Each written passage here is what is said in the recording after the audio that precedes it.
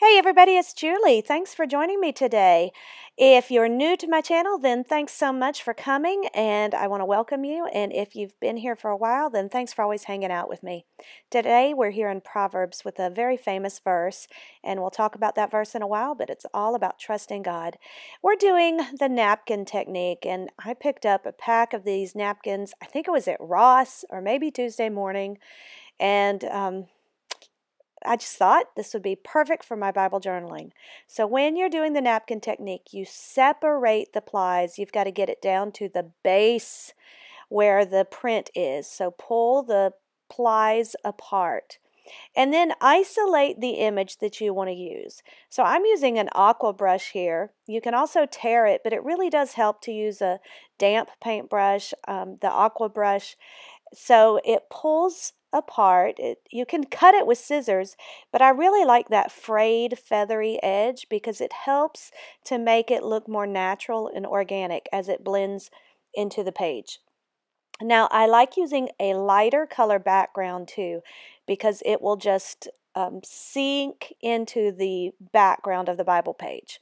So if I were just going with my white background, it would be invisible. You'd really only see the text.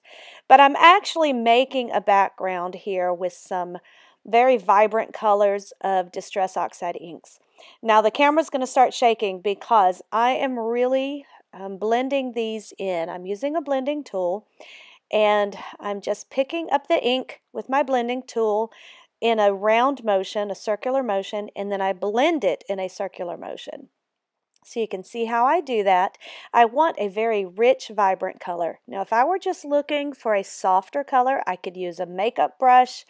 I could use a much softer hand. And again, that makeup brush will really make it softer, but I want a vibrant background here. So I'm using Wilted Violet, Ripe Persimmon, and this is Faded Jeans. These are the Distress Oxide inks, which are a combination of a pigment ink and a dye ink. And that combination makes for something amazing and beautiful when you add water to it. So I'm getting the ink down first, just in some various places. I'm covering the whole page here. This is my Interleaf Bible, so I have a whole page to work with.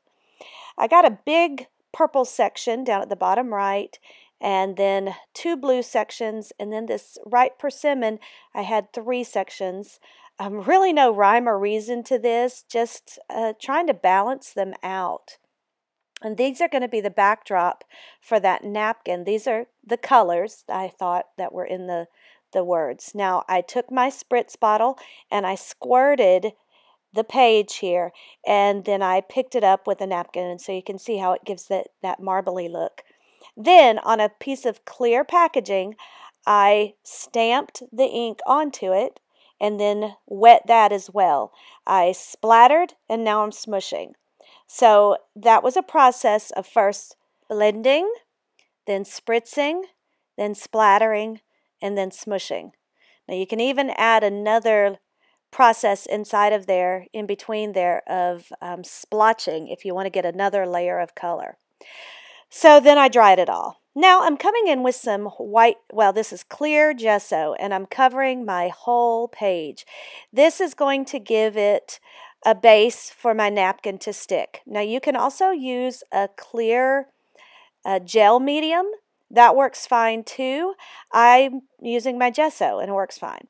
So then you take that napkin piece and gently apply it where you want it to go and smooth it out. Now this is not a precise process. You will have some wrinkles,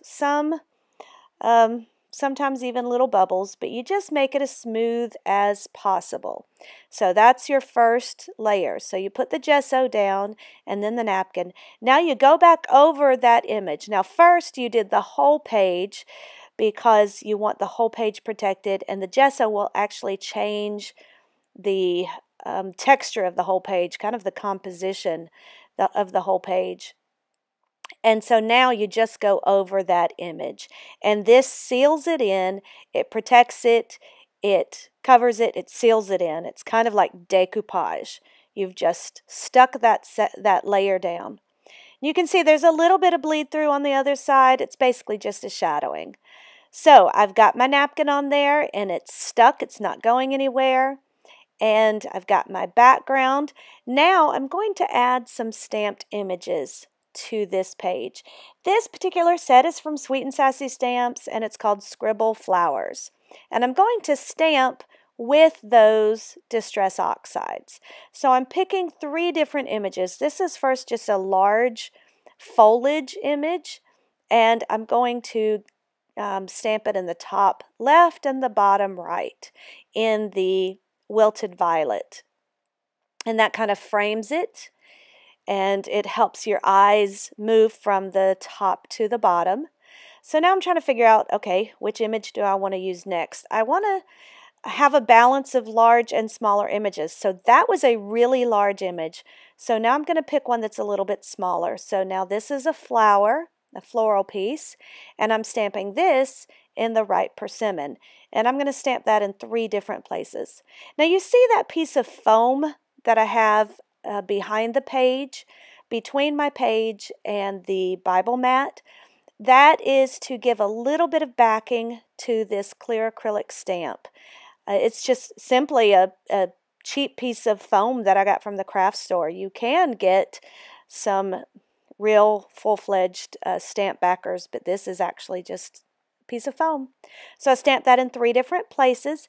And again, because of this Distress Oxide, it has a portion of it that is pigment ink.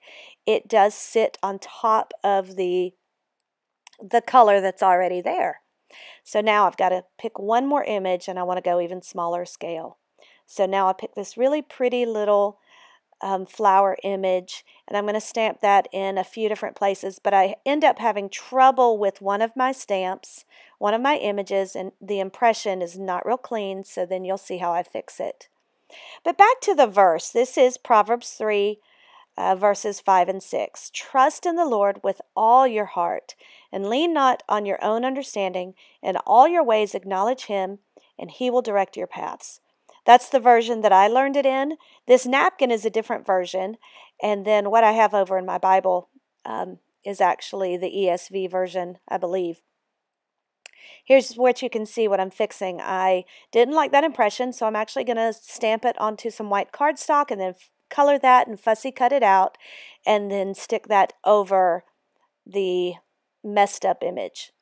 Now I also add in just a little bit of texture stamping. This is Texture Tiles 1, and this is the crosshatch image from it. It's my all-time favorite texture stamp that I use.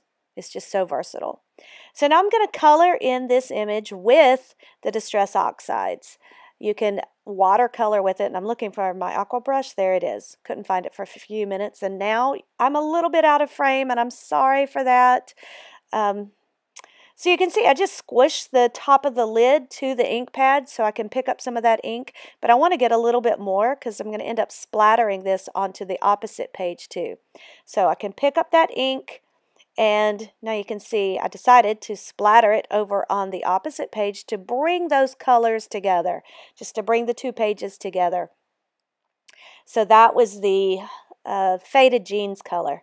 Now I'm going to dry that and cut that out. When we trust God with all of our heart and we're seeking His will, it doesn't always make sense. We can't lean on what we understand and what makes sense to us, but we simply just have to trust Him, and then He will make our paths straight. He will make it plain for us. He will direct our paths. That is such an easier thing to say than it is to do. Do I get an amen on that one? It is so easy to say, oh yes, trust God. But to actually do it all the time, even when things don't make sense, that's another story. But that's the challenge for us as Christians, is to walk in trust, to walk in faith, and to trust Him in all that we do. So that's my prayer. That was my prayer as I was going through this process and what I was illustrating with this page. So there we have it. I've highlighted the verse with that right persimmon. Again, just picking up the ink with my aqua brush, and I'm going to date stamp my page and then That's it. Thanks for joining me. If you have any questions or comments about the page or about this video, then leave them in the comment section. I do have all my products linked in the description box below. Give this video a thumbs up if you liked it, if it inspired you. Share my channel with someone else or share this video. And subscribe to my channel if you haven't already. Thanks so much, and God bless. Bye-bye.